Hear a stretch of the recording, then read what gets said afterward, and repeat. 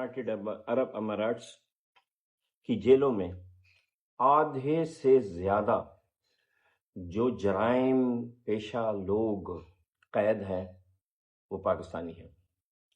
سعودی عربیہ میں 80% جو لوگ بھیک مانگ رہے ہیں وہ پاکستانی ہیں۔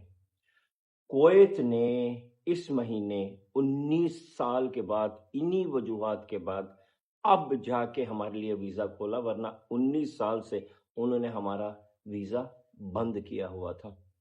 یہ ہمارے ساتھ کیوں ہو رہا ہے؟ ہم ایسے کیوں ہیں؟ پتہ کیوں ہے؟ کیونکہ ہماری سیلف ریسپیکٹ نہیں ہے، ہم اپنی عزت نہیں کرتے، ہمیں اپنی ڈگنیٹی کا کوئی خیال نہیں۔